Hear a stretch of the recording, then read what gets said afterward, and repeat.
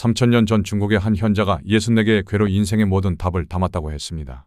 그런데 놀랍게도 그 답이 오늘 당신의 고민과 정확히 일치한다면 믿으시겠습니까? 안녕하세요. 정약용의 인생 강의록입니다.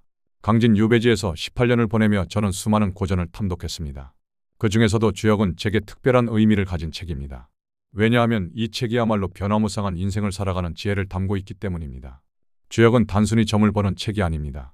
이것은 우주의 원리와 인간사의 이치를 64개로 체계화한 위대한 철학서입니다. 제가 유배라는 시련을 겪으면서도 좌절하지 않고 학문에 매진할 수 있었던 것은 바로 주역이 가르쳐준 변화의 철학 덕분이었습니다. 오늘 여러분께는 제가 깨달은 주역의 참된 의미를 나누어 드리고자 합니다.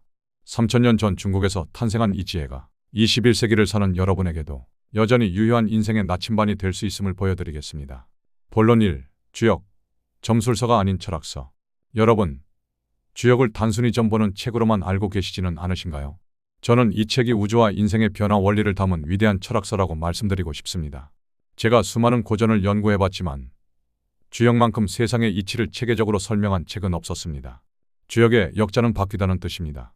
즉, 이 세상에 변하지 않는 것은 없다는 진리를 담고 있는 것이지요. 주역은 크게 세 부분으로 나뉩니다. 64괴, 인생의 모든 상황을 64가지로 분류한 것. 음요와 양요, 우주의 기본 원리를 나타내는 기호. 괴사와 효사, 각 상황에 대한 깊이 있는 해설. 본론 2. 음양의 원리로 보는 인생. 여러분, 주역의 핵심은 음양 이론입니다. 음은 어둠, 정적, 수용성을 상징하고 양은 밝음, 동적, 창조성을 상징합니다. 하지만 이것을 단순히 좋고 나쁨으로 나누어서는 안 됩니다. 음양은 마치 부부처럼 서로 다르지만 조화를 이루는 것입니다. 예를 들어보겠습니다. 직장에서 승진이 안 되어 고민인 분이 계시다면 주역의 관점에서는 지금이 음의 시기일 수 있습니다. 이때는 무리하게 앞으로 나서지 말고 조용히 실력을 쌓는 시기로 여겨야 합니다. 반대로 모든 일이 잘 풀리는 양의 시기에는 겸손함을 잃지 말고 다가올 변화에 대비해야 합니다. 본론 3. 변화의 법칙, 물극필반. 주역이 가르치는 가장 중요한 원리 중 하나가 바로 물극필반입니다. 모든 것이 극에 달하면 반드시 반대로 돌아간다는 뜻이지요. 경제가 어려울 때 절망하지 마세요. 반드시 좋아질 때가 옵니다. 건강이 좋을 때 방심하지 마세요.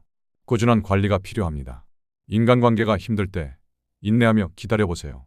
시간이 많은 것을 해결해 줍니다. 사업이 번창할 때 겸손함을 잃지 마세요. 위기에 대비해야 합니다. 본론 4. 64괴로 보는 인생의 지혜. 주역의 64괴는 인생의 모든 상황을 담고 있습니다. 각 괴마다 우리에게 전하는 메시지가 있지요. 건괴, 하늘을 상징하며 창조와 시작을 의미합니다. 용이 연못에 숨어 있으니 때를 기다려라라는 말처럼 준비된 자에게 기회가 온다는 것을 가르칩니다. 곤괴, 땅을 상징하며 포용과 수용을 의미합니다. 어머니의 마음처럼 모든 것을 받아들이고 기다릴 줄 아는 지혜를 말합니다. 수상권괴, 물이 산을 만난 형상으로 어려움을 상징합니다. 하지만 군자는 몸을 돌이켜 덕을 닦는다고 했듯이 어려울 때일수록 자신을 돌아보라는 교훈을 줍니다. 본론 5. 현대인을 위한 주역 활용법. 1. 의사결정의 도구로 활용. 중요한 결정을 앞두고 있을 때 주역의 원리를 적용해 보세요.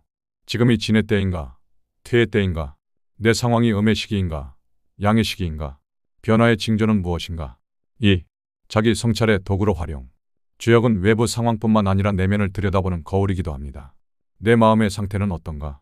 지금 내게 필요한 덕목은 무엇인가? 어떤 자세로 현재를 받아들여야 하는가? 3. 인간관계의 지침으로 활용.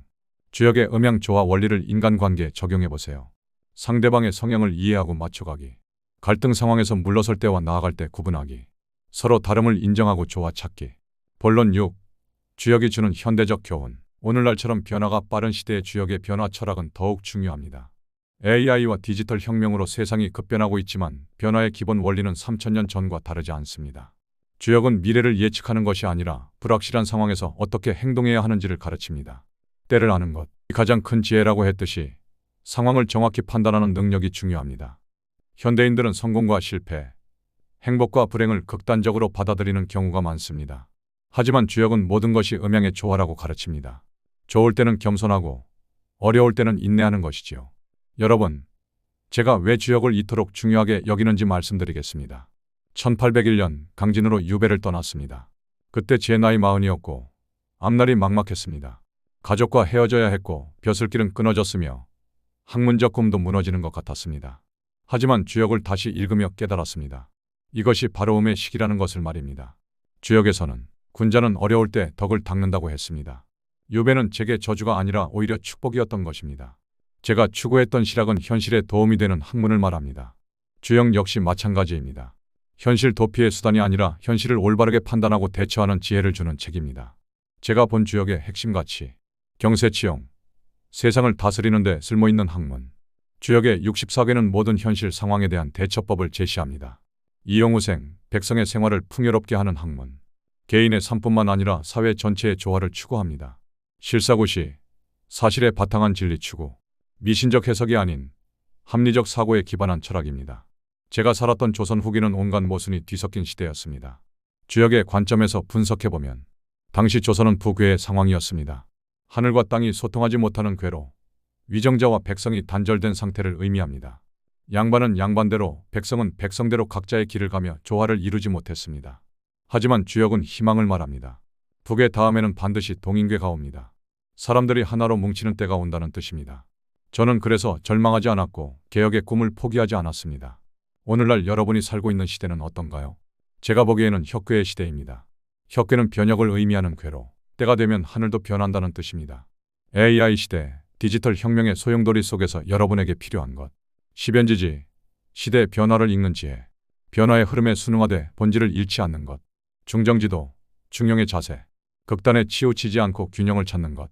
자강불식, 끊임없는 자기 발전. 변화하는 세상에 뒤처지지 않도록 노력하는 것. 제가 유배지에서 18년을 보내며 깨달은 것은 미래는 예측하는 것이 아니라 준비하는 것이라는 점입니다. 여러분에게 드리는 조언. 겨울에는 봄을 준비하세요.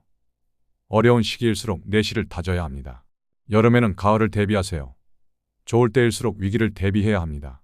변화를 두려워하지 마세요. 변화는 새로운 기회의 시작입니다. 덕을 쌓으세요. 모든 변화의 중심에는 인간의 품성이 있습니다. 주역은 3000년 전 책이지만 그 지혜는 영원합니다. 왜냐하면 변화의 원리는 시대를 초월하기 때문입니다. 제가 유배지에서 학문에 매진할 수 있었던 것도, 여러분이 오늘의 어려움을 극복할 수 있는 것도 모두 이 변화의 원리를 이해하고 받아들이기 때문입니다. 여러분의 삶이 음양의 조화 속에서 더욱 풍요로워지기를 바랍니다. 다음 시간에는 또 다른 고전의 지혜로 찾아뵙겠습니다.